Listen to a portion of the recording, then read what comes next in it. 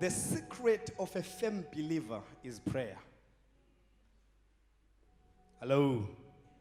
The secret of a firm believer, of a strong believer, is prayer. The foundation of a believer must be prayer. Glory to Jesus. If the church doesn't pray, it becomes a prey.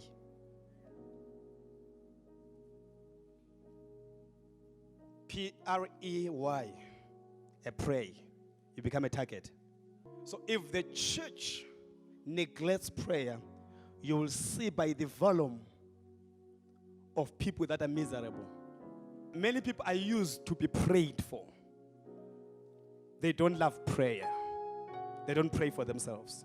One of the strongest ministry of Jesus was prayer. The ministry of Jesus was founded in what? In prayer. Jesus will separate himself from men and he will go for prayer. So prayer is communion with God. It is to commune with God. It is to be in a conversation with God. A dialogue. Okay? Right. So virtue is drawn out of prayer. Virtue, power. So every believer who doesn't pray is a weakling Christian. There are good habits and there are bad habits.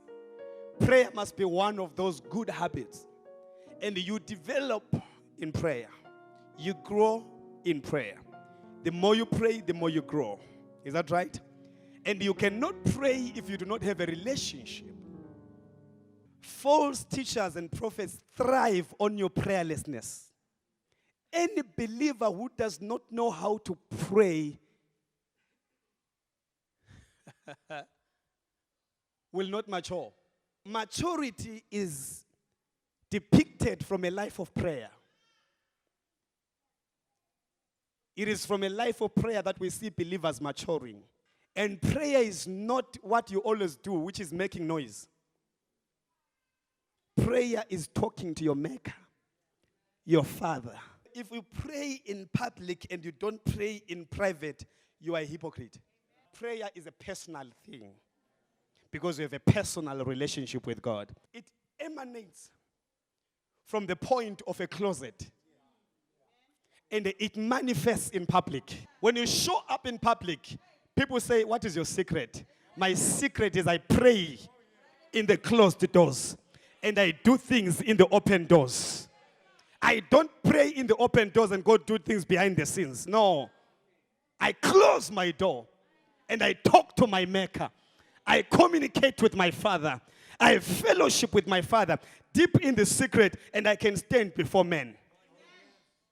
I can talk to men. If I can fellowship with God, I can healthy fellowship with men.